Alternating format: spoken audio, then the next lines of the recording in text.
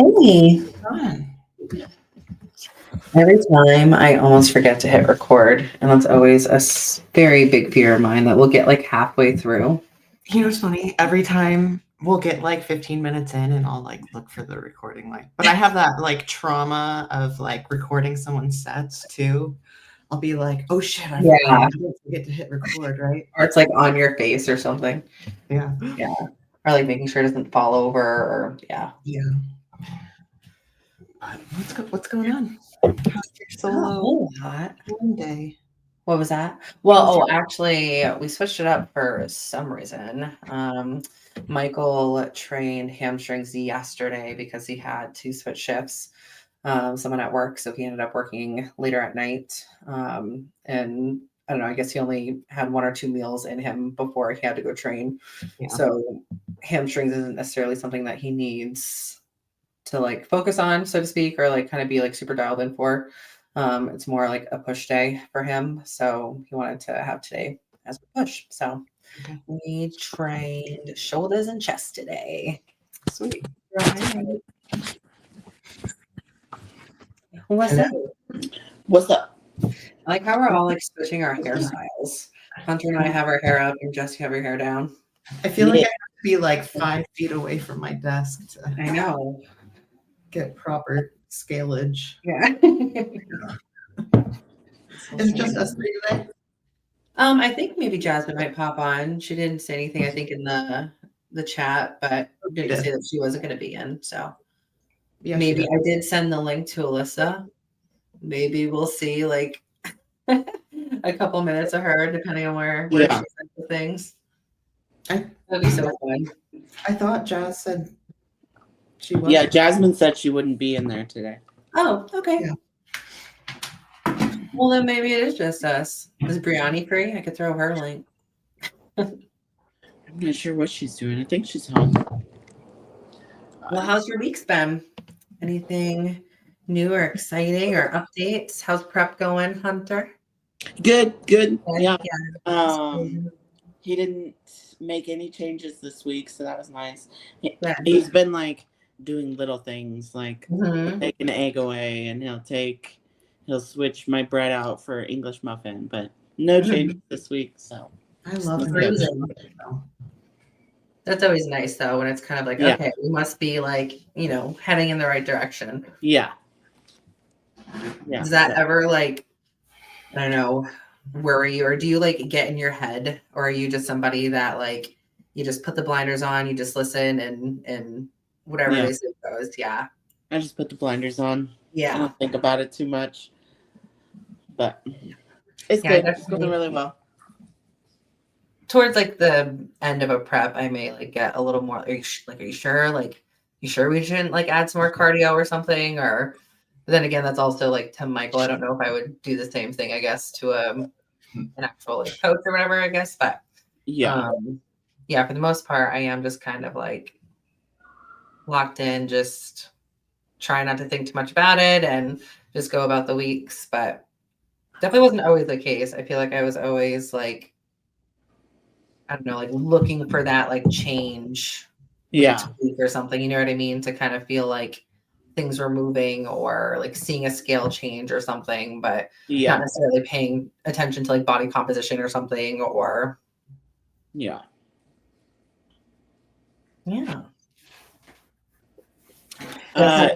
Jessica, we got one of those. The weighted hyper.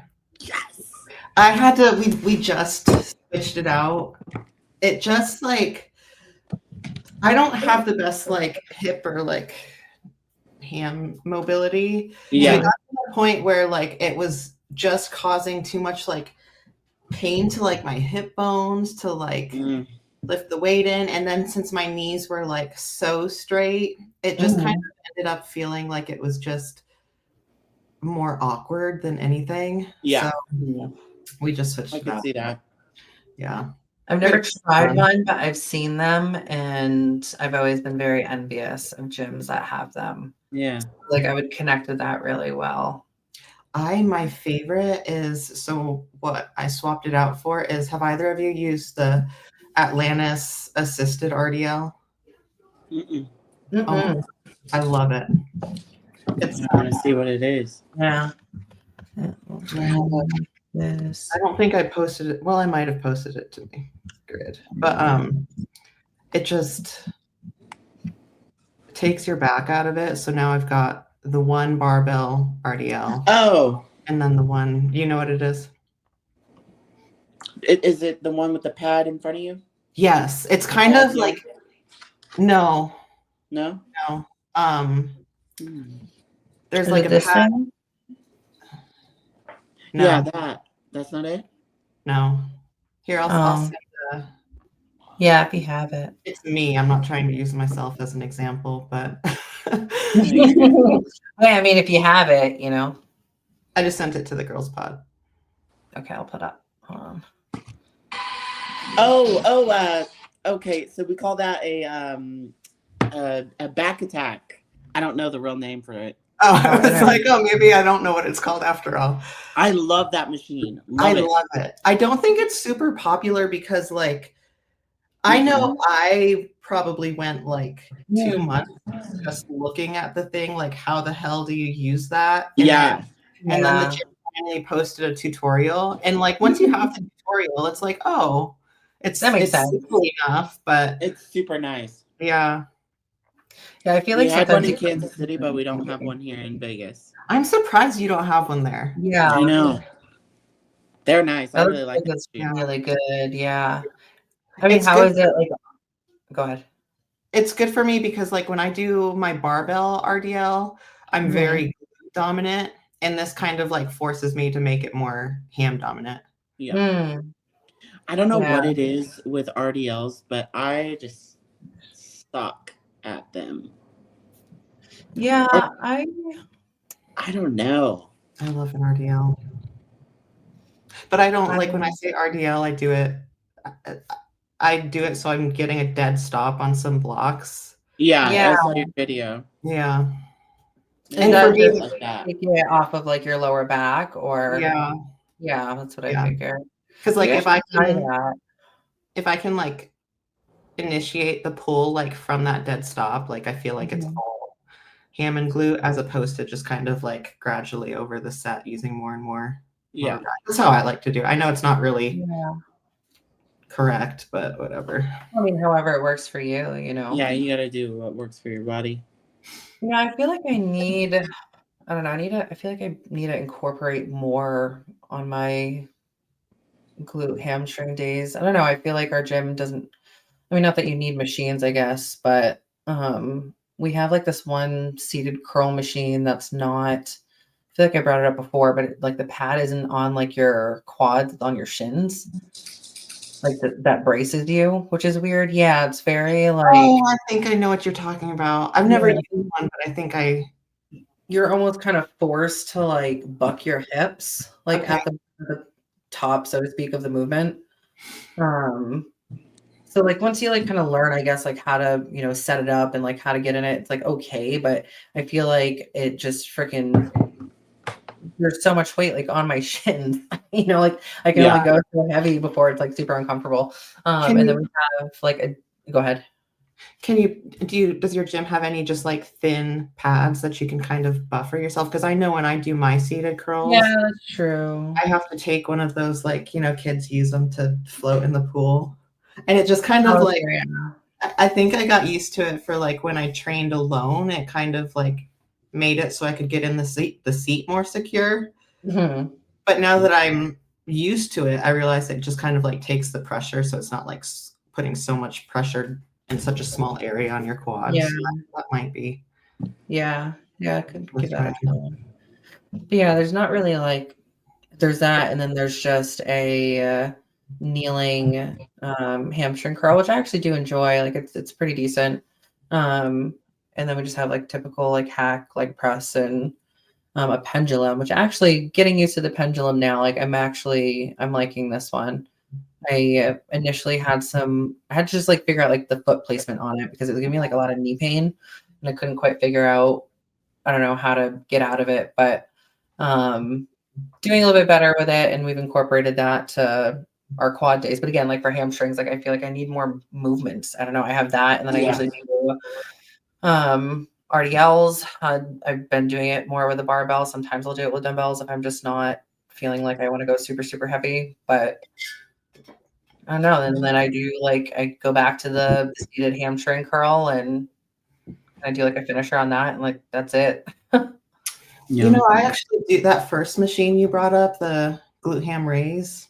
I do love that movement too. It's nice. Yeah, I'm not doing it right now, but I don't know. I definitely could throw those back in there. We do have one of the Rogue, just the I don't know, the setup for it. You know what I mean? Not a weighted one or anything, but could just always throw those in, I guess, at the end of the workout or something. But I don't know. I just feel like I'm not getting a lot out of my hamstring days.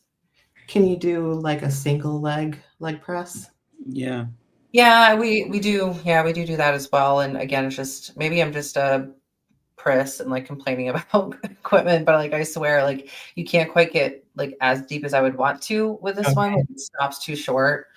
So I kind of have to sit in it a funky way to allow my leg to go back far enough, I guess, before it kind of gives out or bottoms out. But I don't know, we kind of work with what we have. But Bulgarians.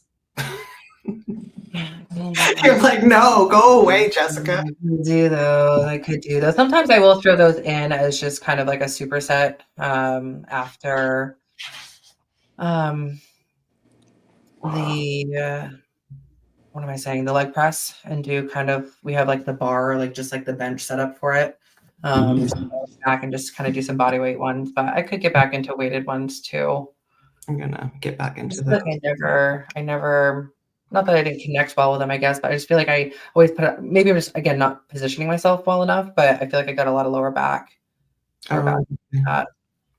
But I'm adding those back in. That'll be fun. Yay. Maybe I should just kind of go, I don't know, go to the chat and just kind of rewrite my workout split. Could just be I'm bored with it as of recent, it just doesn't feel so yeah, going into the gym, gonna crush it, Yeah. But I don't know. We're also at the end of Michael's health phase, and we're going to Puerto Rico next week, so we haven't taken things super crazy this week. We haven't gone too hard, just to kind of not be dead next week. But when he gets back, when we get back, he'll be starting prep. So I don't know, maybe things will kind of kick up and intensify. But I think so.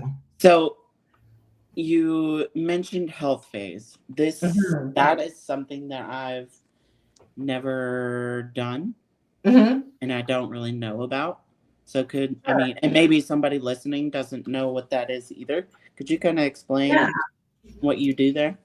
So at least in Michael's sense, and I guess my sense too, especially when we're talking ED use and such as a bodybuilder. So this will be a time where he completely comes down to a TRT dose, which is for him, I think 150 megs or something a week. So or 200 megs a week or something like that. And kind of, we're not necessarily pushing super hard in training. Obviously, he actually kind of hit a couple PRs during this health phase, which was really exciting. So that's always a good indicator of okay, it's not just because he came off the steroids that strength's going down, or you don't necessarily push hard, but it's you're not necessarily bringing your body to that point of breaking. This is the time to heal your body, to kind of let it recoup and everything. And then usually food kind of gets dialed back a little bit too. So it's not pushing food super hard either. So you're just kind of resetting the body. The body is just having its time to, because we push so hard, you know what I mean? All the other phases of the year, whether it's in prep or in a off season trying to grow, both ends of it are pretty extreme. So it's always good to kind of take that. I think this has been God, I'm so bad with time. I don't know, an 8, maybe 8, somewhere 8 to 12 week sort of phase for him. Maybe closer to 8, maybe 8 to 10 week phase for him. And then just going right into a prep. So kind of introducing things back in. And, I imagine initially food will kind of start on an increase and then work its way back down. So the health phase is just pretty much getting your body sort of primed and situated, and like, just kind of getting rid of some of the toxicity that you can experience with someone like him being an open bodybuilder. Yeah. Okay. Interesting. Good. Yeah, and just kind of, I don't know, focus on like body work and stuff, and just kind of resetting. Nice. Yeah. I see people online post about it. I guess I've done it. Yeah. In your own way. Be like, okay, you're in a health phase. Yeah. I think for a lot of us too, like maybe more so a lot of like women in the less muscular division, especially, like we probably use the phase, but realistically, we're probably not doing a whole lot different. We're just not drugs. Yeah. Maybe like volume goes down, like training volume goes down a little bit or something, or intensity goes down a little bit or something. That's something I need to figure out and be better about, because I'm too proud. Like I just keep setting PRs. Yeah. Because I want to be like, it doesn't matter. Like I don't need that to be strong. But at the same time, it's like it is smart to kind of like cycle through, like you can maintain intensity, but maybe like dial back your technique, so you're kind of like fine-tuning some technique, so then when you again, you can kind of maybe do a little more grip and rip. Slow things down, or I think a lot of people, you have to just be careful not to be like, oh well, I'm being healthy so I don't need to train hard, and it's like, well, we're still checking boxes, I definitely think there's a fine line between like kind of holding yourself accountable and just kind of excusing, just like, just not putting in effort to like, oh, it's a health phase, so I can kind of fuck off on my diet and and not nail my water or something like that. Like you're saying, you're still checking all the boxes, but it's just a time to say like, hey, you know what? If today I am feeling like my legs are a little extra, like just not recovered, like I'm not feeling it, maybe take that day off the gym, you know what I mean? And kind of work your rest schedules or your training and your rest schedule around just based on how you're feeling and stuff. And, but again, like, of course, not kind of taking that or taking advantage of that either, Okay. Interesting. I mean, I think that's definitely something that maybe doesn't get talked about. I mean, obviously, like Hunter, you said, kind of, I think there's like not everything needs like a title. So maybe like you're saying, like, oh, I've done this, I guess, but I didn't really. Yeah, I'm sure like what I did post Olympia would be considered. Yeah. But like we didn't ever like take my training down. Sure. Yeah. That's probably still, because I don't really consider taking my training down either. I kind of just run the same training. If I feel like I'm really beat up, then I'll take a week off or something. But I think that's kind of like person dependent.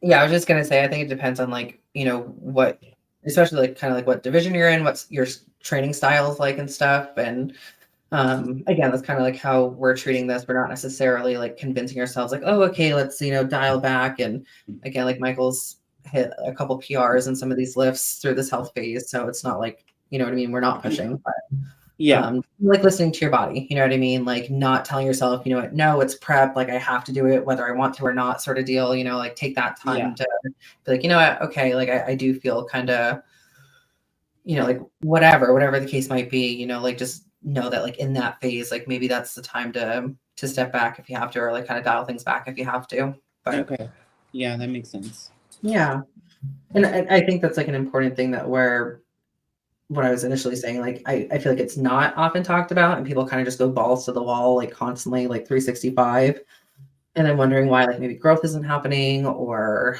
why, I don't know. I feel like some people often too like try to stay like too lean throughout the year in between competitions too, or like kind of get stuck in that like, oh, I've got to have abs like all year long. Like I have abs like 5 weeks out of the year. Okay. That's a good segue to like maybe how each of us kind of feel about long off seasons and getting a little fluffy.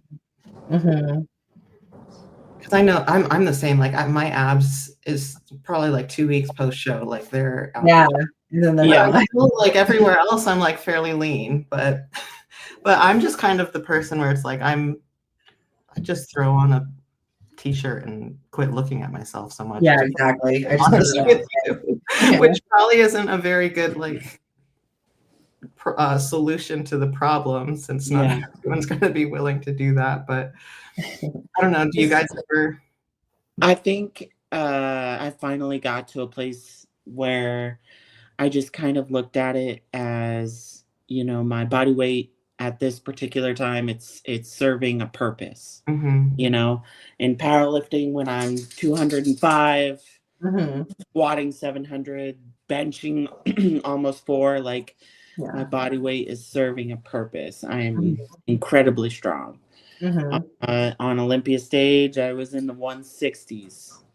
My body weight is serving a purpose. I don't know if I think it helps if we can get to a place where we just kind of take the emotion out of the number. Yeah. And I feel too, like, you know, everything we do has so much like intent behind it. It's like, you know, if we're looking a little fluffy, like we intend to look that way, you know, because we know it's going to pay off in the long run, even if it's a little uncomfortable. Like, you know, it gets freaking 120 degrees here in the summer. Like, I don't enjoy being 180 pounds.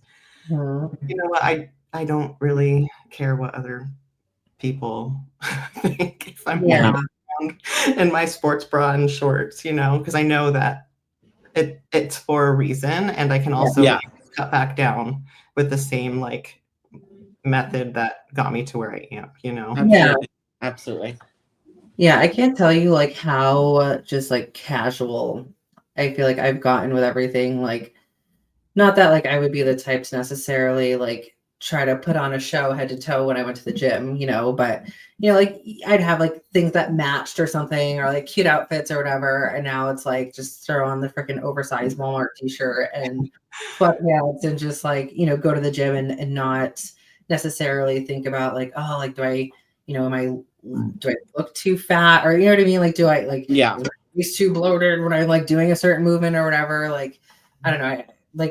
I liked how you put it, Hunter, was just kind of almost like disassociating from it and just like just with food, like the food that we eat, it's a purpose. Like, we're eating it for a reason. It's not like, you know, that's necessarily my choice of food, but it's, you know, what I have to do to accomplish the goals that I have, you know. And I definitely have. I've almost looked at it more like appreciative, you know what I mean? Because like when we're in a prep and we're like such low body fat, like I don't know about you, but like that's honestly sometimes when I feel my like least feminine and like my least kind of, you know, like, and I just feel so like angled everywhere and like I don't know. I've grown to like appreciate like, oh, like I feel like a woman again, you know what I mean? Like my boobs are back. Like I've got some, you know, fluff around the curves. And kind of looking at it more that way. And like that takes time too. You know, we can certainly sit here and talk about how important it is to like, you know, look at it a certain way, but it's, you know, that doesn't happen overnight. Of course not. And like time. It's like, you know, post Olympia, it was so hard post Olympia because I was like looking at Angie and she stays lean. I was looking at Michaela and she stays lean. And then I'm over here like my abs are gone. Like, holy shit. Like it's hard not to compare yourself in those moments. But. And that's a really good point too to bring up, is like, you know I'm still at the point where it's like I've got to get a little fluffy during the off season if I want to grow. But it's important for girls like just getting started and coming up that like, you know, you might be looking up to Jessica Reyes, who's always lean, because she doesn't really need to put on that much muscle in the off season anymore. You know, so don't necessarily look at all of the top pros and be like, well, they don't get sloppy, so I shouldn't have to get sloppy, because it's you can't compare it. You know? Yeah, it's not. No. Yeah. No. Yeah, it's definitely love-hate. I feel like, I don't know, I'm always on either side of it. You know what I mean? Same with prep, you know, love prep, but like hate it for certain reasons, and love the off season, but also hate it for certain reasons. Like, I'm sitting here like giving myself all of the reasons why I should do nationals at the end of the year, just because you know what I mean? Like you miss it, and like you want to, you want to, I don't know, like we obviously always do this because we all enjoy having something to shoot for, having something that we are trying to obtain, like that's been like my motivator for like anything that I've done in life, like I've been a mom really, really young. So I'm like, I'm constantly trying to like literally fight for like everything that I get, whether it's like a job or like getting more money for a certain kind of job because I have to get a better apartment. But you know what I mean? Like just kind of like fighting through life. And I feel like we all kind of probably share like a similar like personality traits, you know what I mean? Depending on regardless of whatever experiences we've had. But yeah, like I obviously an off season also has its goal, but I do find sometimes that like too long of an off season can also be detrimental. Like kind of spending almost like too much time in a higher body fat percentage where your body kind of almost like settles into that and is like, oh, okay, we like it here. We're happy and comfortable here, Yeah. And I feel like that can kind of be a little tricky. You may be fighting a very tough battle, like going into prep after like a 2-year off season, Yeah. Is there any sort of like, do you guys think there's any like prime time of like off season to like show ratio? Because like, I mean, we certainly know that there are people out there that compete literally like every year and have no more than maybe like 6 months of a true off season, I'm not saying this is the best. I don't have enough experience to say what's the best, but I did my like very first show. Well, I did 2 shows my first year. One was the beginning of August, and then the last one was the first weekend in September. And then I took the entire next year off, and I didn't compete again until the first weekend of October 2 years later. Oh, later, yeah. Right. Yeah. So not the next October, following. But the following. And like, I mean, I was 2 different people, Yeah.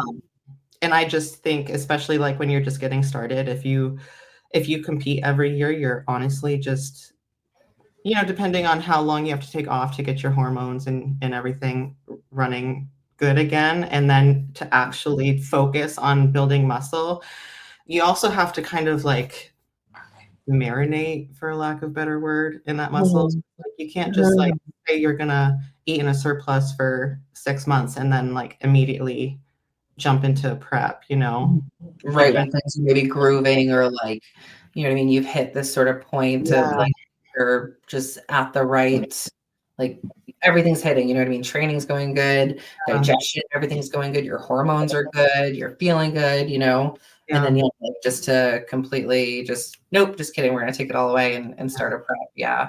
And I'm not saying that needs to be like a solid, like, so what it would have been like a year and a half or something like that I would have been in off season. I'm not saying it's like a solid year and a half of like pushing food and like training balls to the wall. Like you still go through those, like, maybe you'll have a little mini cut, or not even a mini cut, but just kind of like a GI phase or something like that, where you lose a couple pounds and tidy up.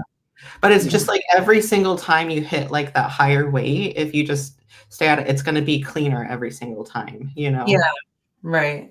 I think that's kind of always the, I don't know, in theory, like the goal in off season, you know what I mean? Like just like each step you're trying to look better and, grow and improve and stuff. You're kind of like looking to do the same thing in your off season. So, like when you look back, okay, year over year, like what did I look like at this weight last year? And, there lies in the importance of, taking photos every so often, even if you're not feeling your best or feeling, the most confident, like those photos like do help kind of really put it to perspective, how things are going and just yourselves every single day. And it's so hard to, differentiate those like minor changes that you might see or really big changes that maybe you didn't realize were there, And that's why I think it's important too, to remember, like, you might get like in a rush to get through that health phase or whatever, but it's like, it's still giving your body time to just kind of like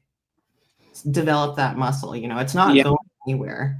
But if you just immediately flip the switch and start dieting it away, like Yeah. it's not going to stick around. Yeah. But what about you guys? How long have your longest off seasons been?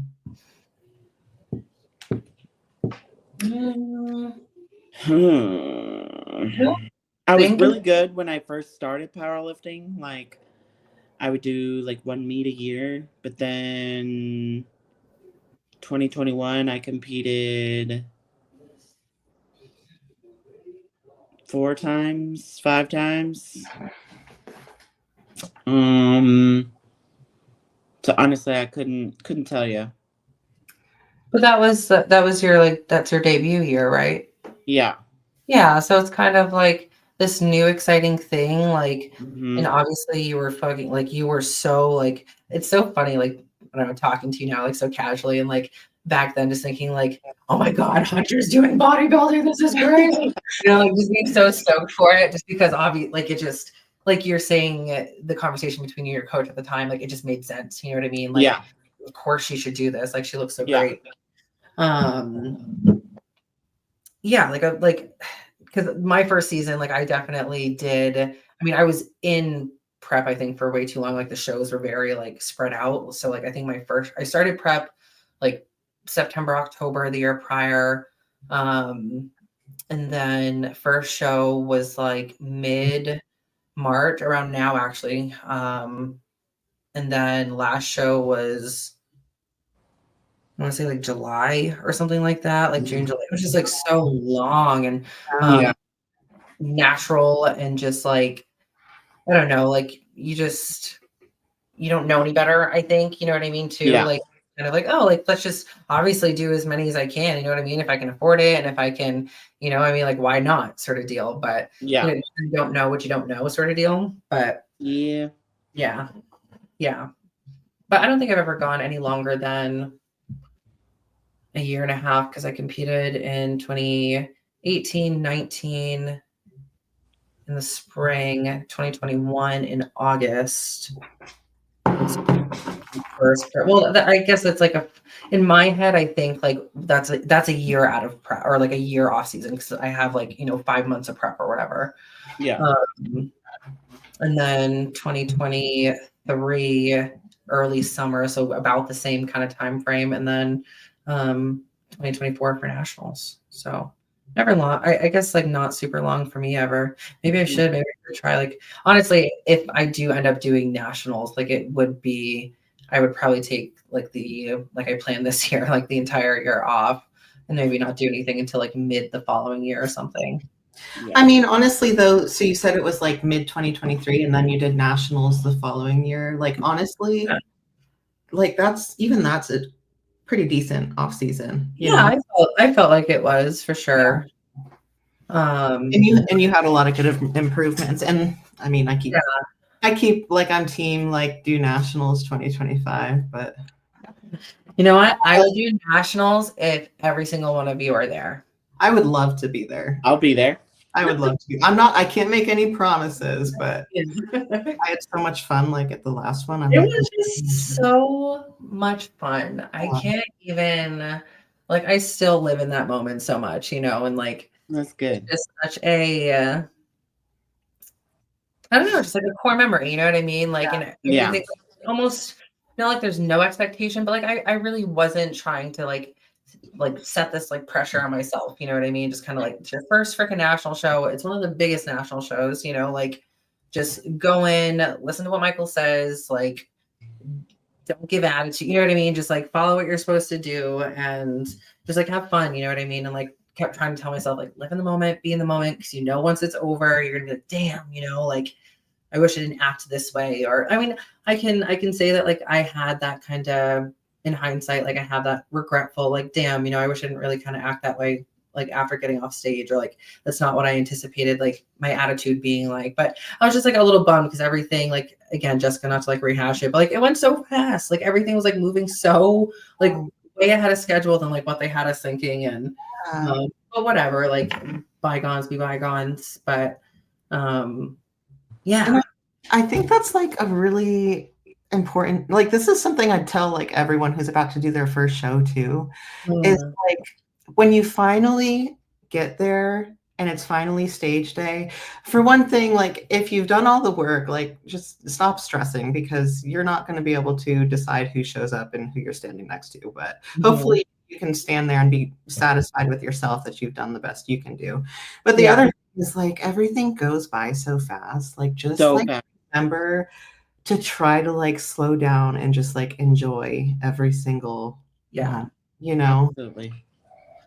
And I knew that, and I probably still like move too fast, but Yeah. You can't help it. You can't help it. It's such a rush. Everything's such a like, and I mean, So they're exciting. obviously, it's a big show, so like they're trying to move through it quick too. So like, you know what I mean? That the show alone moves fast. So it's like, but you're like, wait, no, come back. Wait, no, stop. I know. And maybe it was good because I really was like just chilling. I was like, this is great. I didn't start shaking until I stepped foot on stage, and then I was like, oh shit. Yeah. Do you guys ever have that moment where you're like, shit, am I gonna remember my routine when I get Oh there? yeah. Yeah. And my brain just like goes blank, and I'm like, yeah. fuck. What's my routine? Remember? Yeah. Oh my god. I tell like clients that I have that are doing shows for the first time, they're like, oh my god, I'm so nervous. I'm like, everybody gets nervous. You're going on stage, like Literally everybody. with complete strangers, you know, like Yeah. if you weren't nervous, like I might think that like there's something wrong with you, you know what I mean? But Yeah. there's some people that are meant for the stage and don't really care about all that. But I don't know. I still always get those like that pit of your throat, sort of butterfly in your stomach feeling before you go on. But then you're on, just like you're there, and I always try to find Michael in the crowd and like make sure I can see him. Yeah. No, it's fun. As far as like thinking you're gonna forget routines though, it's like, so at nationals, Shay and I were told it's just like for finals, just go out, hit your front pose, hit your back pose, and then sign off. And it's like, for one thing, why are you doing finals and we don't even at least top 10 get to do like their little routines? They're literally 50 seconds. But no, I was backstage like, shit, do I know how to go from my front pose to my back pose? And like, dude, do I know how to turn around? I was like, damn it, Christina, we didn't practice this. How do I transition from Christina drilled me, but what got me was like, my front shot is my worst pose. Like, why do I want to go out there and just hit my front pose? So I was like, well, can I do like my model pose and then back pose? But then I was worried like I would really fuck it up. So they don't tell us, like, we don't care. Like, literally just hit a front pose, then turn around, hit a back pose, and then you're done. Yeah. But yeah, definitely. That's one thing I can say is like, you know, one piece of advice that Christina gave me was, if you forget to do something, like if this pose turns into like this pose, like nobody knows. It's supposed to look exactly. Just nobody's gonna know you're wrong. If you just like sell it with confidence, you keep smiling, you keep moving. Like that's the important part. Just keep moving. Don't like stop and like, oh shit, wait, no, I was supposed to do this. Yeah, you know? Don't be like, oh no, like. Yeah, which is hard because like when I fuck up, it's you know, I make the stupidest facial expressions. Like, oh, I do too. Yeah, right. So Hunter, when you do your routines, do you usually come up with them yourself, or do you get with like Christina? So back in 2021, I did not hire a posing coach. Really? I was way too poor. I had no business doing bodybuilding.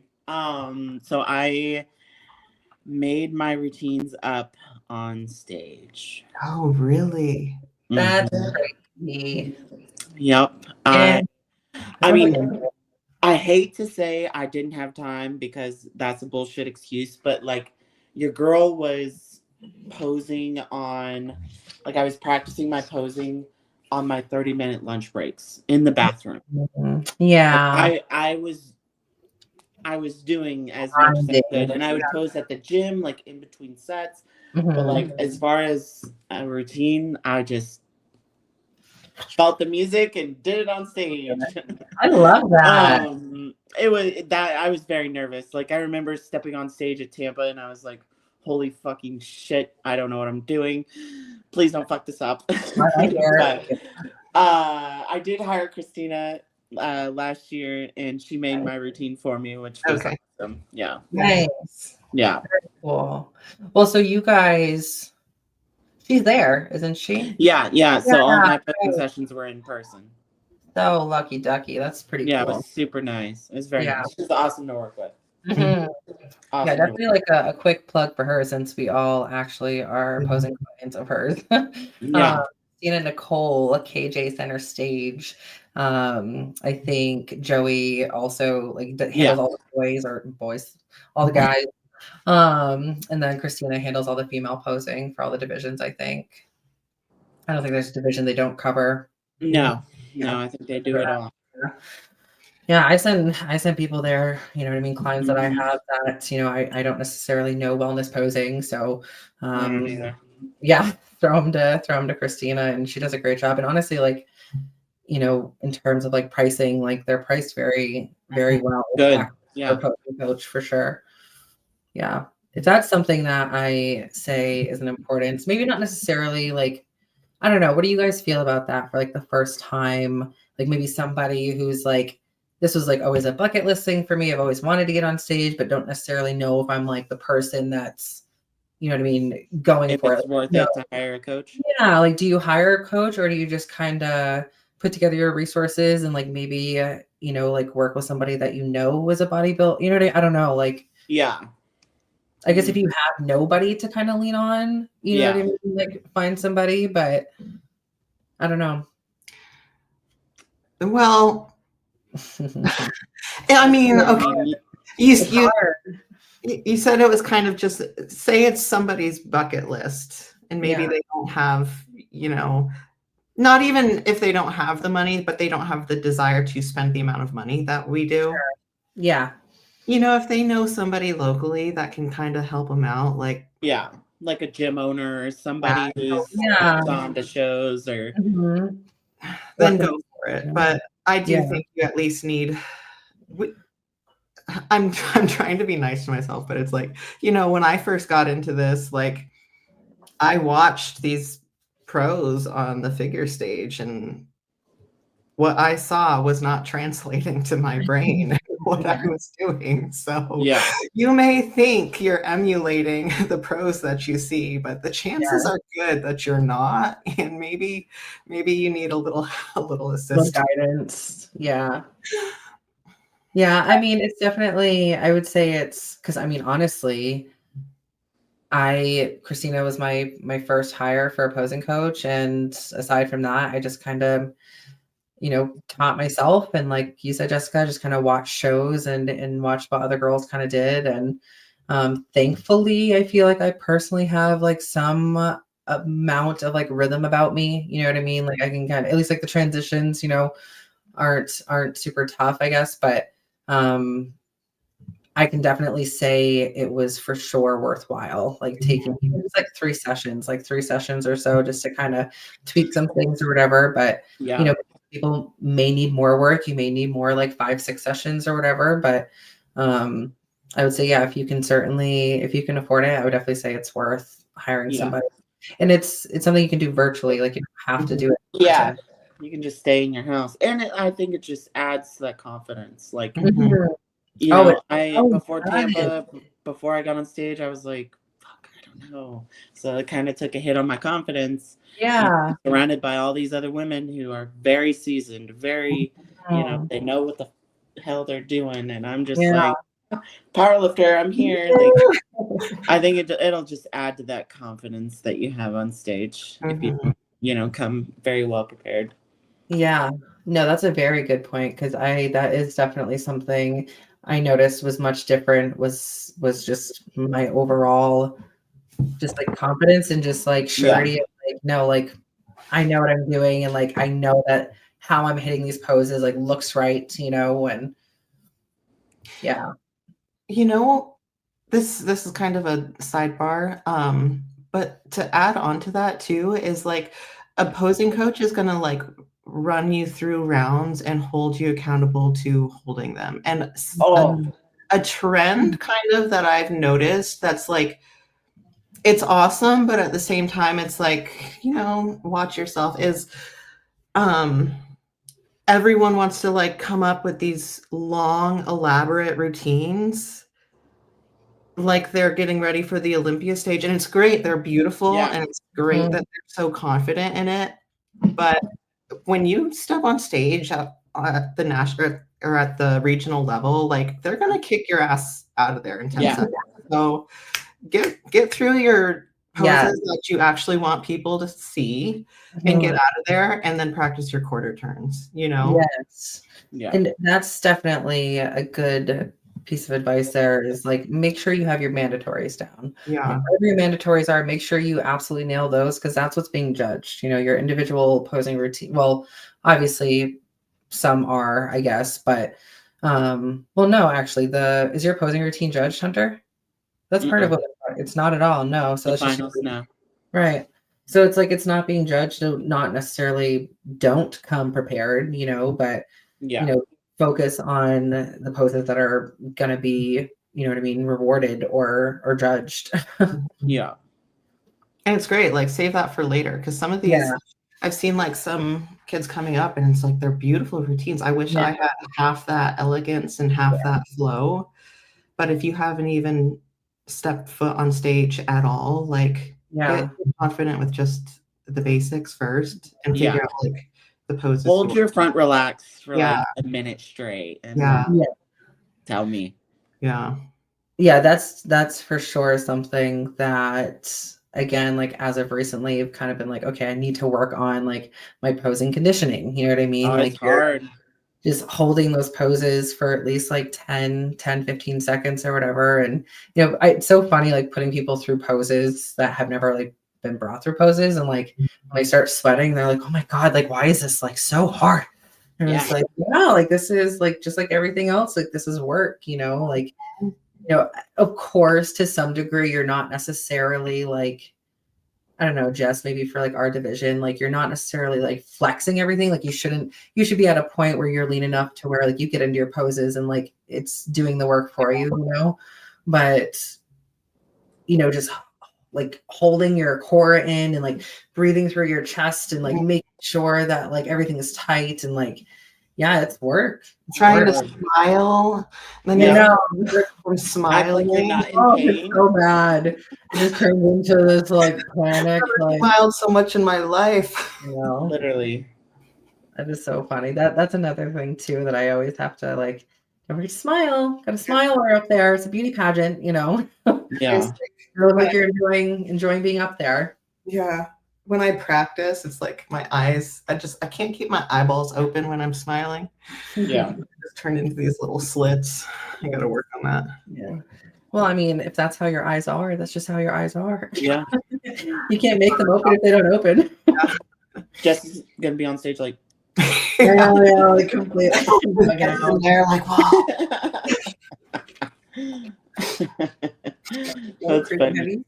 Have you seen the people that can like pop their eyes like out of their eyeballs out of their eyes, where it literally like pokes through? It's weird. It's weird.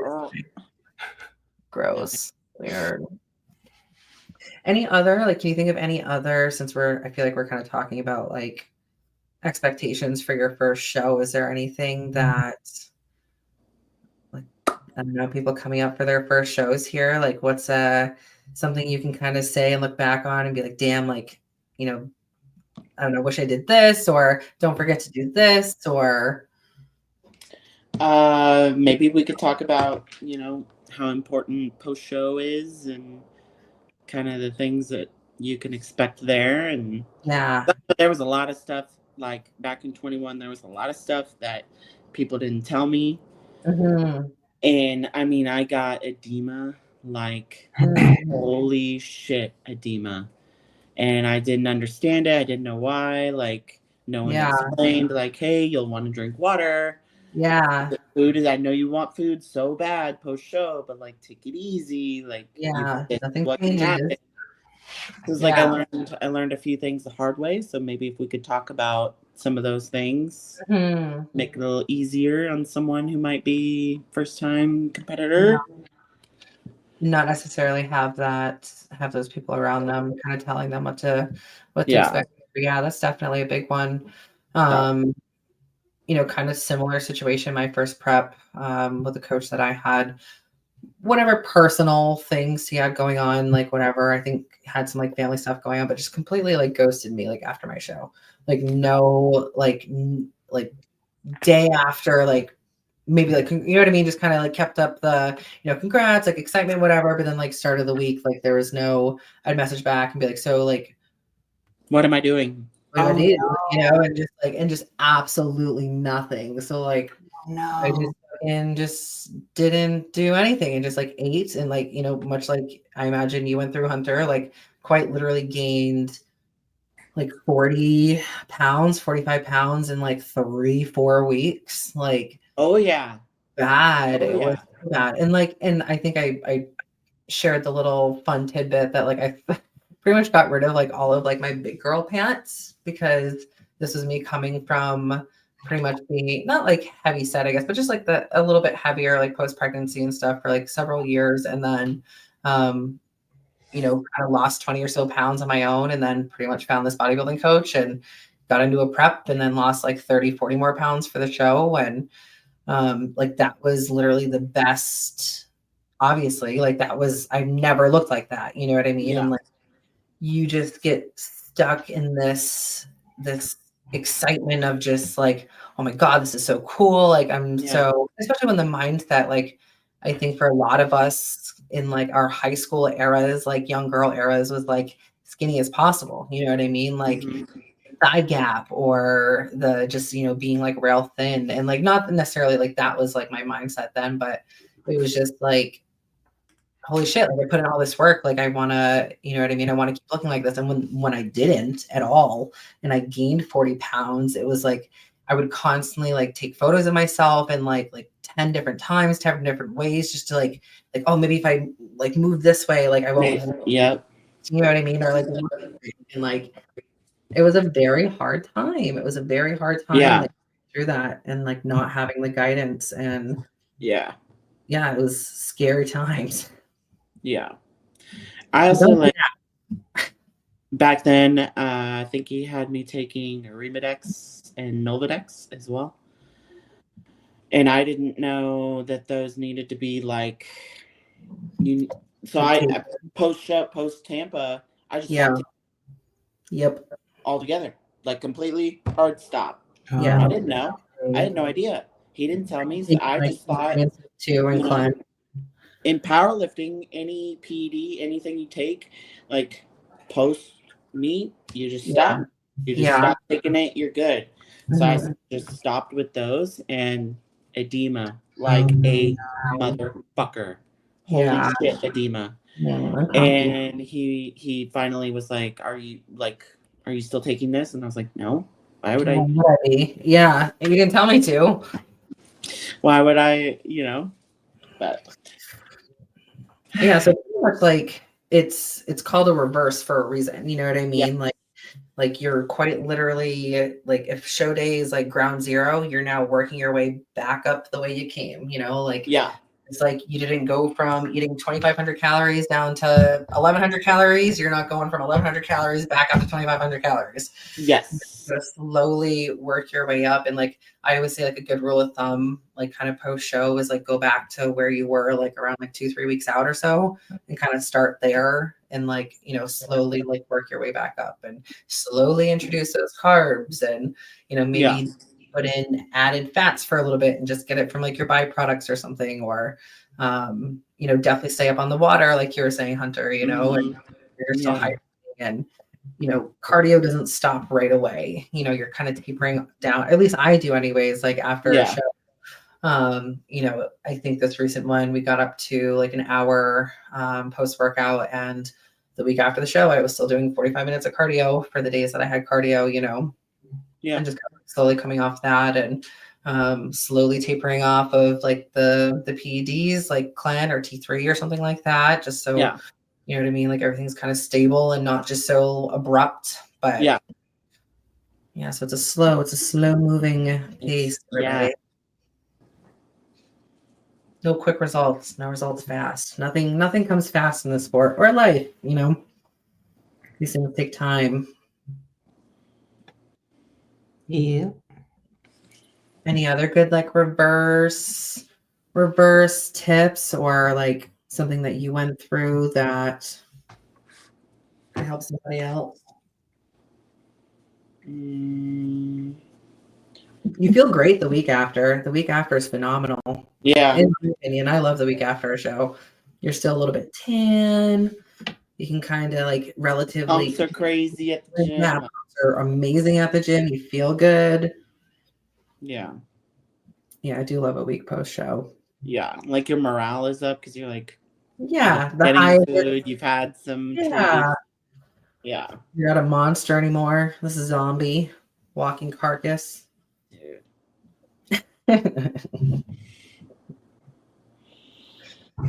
Love it. I don't know, Jessica. Michael was very thrilled that you got so into their podcast and talking about the. Oh man, that part. You know, normally I'm really bad. Like I don't watch. That's the point. I have so many podcasts on while I'm reading, and I just kind of goes in one ear and out the other. Caught me at just the right time. The gummy was hitting me hard, and I was like, "Wow, what a good question." But the rhinos, just feel like a shoo-in for me. Like you got to go with the rhinos. Yeah, not. Yeah. And then I'm kind of. The thing is, like a whole pack of wolves. I do feel like you put them together, and they could do some damage. Them or something. Sorry. Okay, let me pull. I was gonna share.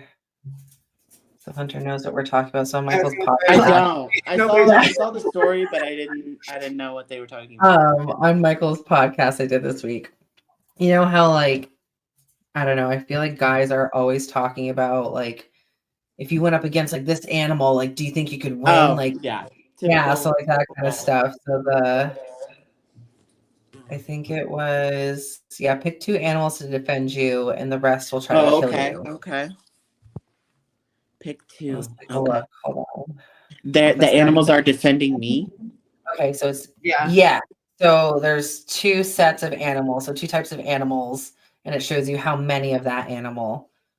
You can pick 2 of those to defend you, and then the rest of them will try to kill you. So it looks like 4 grizzlies. Oh, so if I pick a grizzly, I get 4 of them? Yes. Oh shit. Yeah. So then, or you've got 4 of them trying to hunt you down. The rest of them will be trying to kill you. Oh shit. Yeah. Okay, yeah, this is cool. So we got 4 grizzlies, 5 Komodo dragons, Fuck that. 3 alligators, 6 ostriches. What the fuck is that? Oh, that's an elephant. I paused it to try and like keep the story. One elephant. So it's 1 elephant, 3 tigers, 2 anacondas, 2 rhinos, and 8 wolves. Oh God. So I feel like what Jessica said, I feel like it's definitely a shoe-in, at least for the rhinos. Because rhinos are freaking huge and they will fuck you up. Like, and you have those. But I also got to think, like, what don't I want coming after me? I know, yeah. Like, what would be? Because, like, that anaconda, I would shit my pants. Yeah, but how fast does an anaconda move? You know, I'm getting on my rhino and I'm getting the fuck out of there. I don't care. Wouldn't you shit, Jessica, though, if it could move at like 20 miles an hour? They move. Snakes move fast. Yeah, I'm scared. I bet those could move so fast. I just feel like they're not easy to evade, but my eyes are watering. That scares me. And Komodo dragons, those freak me out. Komodo dragons are like, they would freak me out. They would freak me out. But I feel like those are those fast or those slow? Okay. I think they're pretty fast. Yeah, I think honestly all of these animals are decently can charge pretty decently. Like an ostrich runs so freaking fast.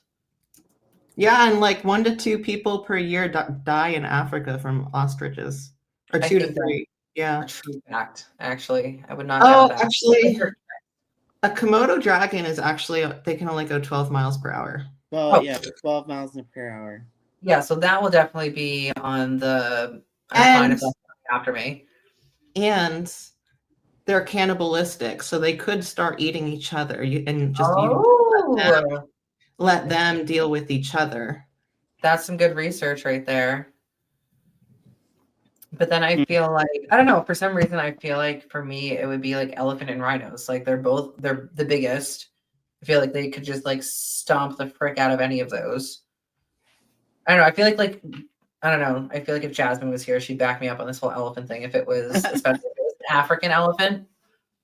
Yeah. Those things are nasty. I think I'm going to go grizzly and the snake. Grizzly and the snake. So to defend you? Yeah. Really? That's just because you don't want the snake coming after you. I don't want, no, fuck no. See how fast an anaconda is. But grizzlies, especially like full grown, like male grizzlies are huge. Yeah. They're like, I don't know, like 10 feet tall when they stand or something like that. Something crazy. That's like a basketball hoop. An anaconda is up to 10 miles per hour in water, but only 5 miles per hour on land. So you could just stay up. Yeah, it's not that fast, Hunter. Are you sure you don't want to change your mind? All right, but I feel like the anaconda can handle the ostrich, the tiger, and the wolf. And then my bears could take care of everything else. Yeah, that's valid. Yeah, I also feel like some of these animals would not be like too thrilled about the anacondas. Like I feel like most animals are like, "Oh no, get away from me." Yeah, that's true. I feel like I would probably do. Why do I feel like the anxiety of like there's a wrong answer here and I'm gonna wrong and I'm gonna die? Like we're going to the Serengeti next week. Yeah, it's like freaking the Hunger Games. Also, I just want to point out that I like that you have a group chat called "Get Naked." So okay, funny story. So those are our friends Rob and Abby. They live out in Ohio. We've never met them. So I actually started following Abby a while ago because she was being coached by Cameron Cheek for bikini. And this was like, this had to have been back in like 2018 or something like that because it was when I was first starting. And like followed her for a few years. She's like a super dope like artist. Like she's always posting like, and she like has this like cookie company that she does, and she was actually on like blonde. What? No, dark hair. Dark hair. Yeah. Abby What's Tucker. the cookie company called? It is Virtuoso Cookies. So it's like more of like she does like painted like sugar cookies, but they're elegant as fuck. Let me show you. But her and her husband live out in Ohio, met her through social media and stuff. And we like became like really, really close. Like it like weirdly to say, I guess like soul sister. You know what I mean? Like you just like we connected so much on like so many different levels. And what was I looking at? Virtuoso cookies. Virtuoso. Yeah. Cookie Virtuoso. And she does them for like birthday parties and weddings. Oh, these. I've watched videos on how they do this. It's so amazing. It's insane. Like, look at these. Wow. That's a freaking cookie. I would not want to eat that. Yeah. That's what I'm saying. Like, and I know that they are quite pricey as they should be. Like the intricacy of them. Yeah, and I don't know how people can get these for like an event and then eat them. Right. It's so crazy. But she's awesome.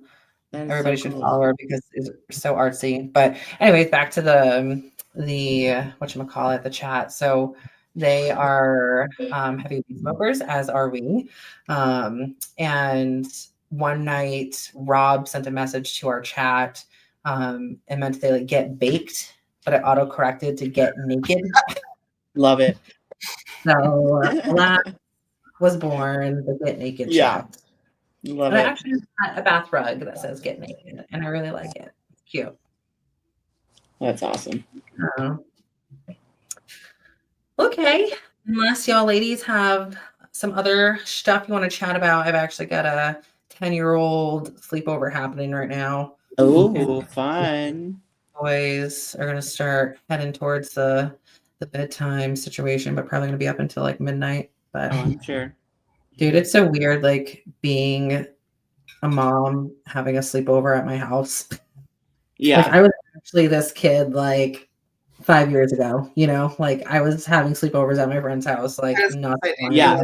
You should be having the sleepover. Yeah, that's how. That's what I'm saying. Yeah, where's my sleepover? I would let's definitely not undermine like adult sleepovers. Adult sleepovers are freaking awesome. Yeah. I mean, really, anytime I feel like I've ever had them, it's always been for shows, but it's still always a good time. Yeah. So yeah, I'm gonna go tend to that and try to get the boys settled down. But this has been fun with just a trio. You're in Puerto Rico next weekend, right? Yeah. Oh, yeah. That's probably a good thing to mention too. So, unless you guys wanted to do like a solo dolo pod, I can like walk one of you. It's a very easy like process to set up the StreamYard and everything. But I will not be in Maine. I'll be down in Puerto Rico. I leave. Awesome. I'm so excited. Like I've never, so this is my first time and Quinn's first time, obviously too, doing anything that's not like in the States. So like actually flying over water to go to where I have to go. Oh, that's great. That's going to be so cool. Oh, it's going to be so much fun. And again, like we have beaches up here in Maine, but obviously very different. They're very dark and very cold. And I'm not a beach person. I do not enjoy like saltwater beaches. But again, I hate it on Maine beaches. Like I don't know anything else. You know what I mean? I feel like this is gonna be. I'm gonna find my peace down here and maybe never come back. But we'll see. We'll set the podcast up in Puerto Rico. They have Wi-Fi. There we go. Yeah.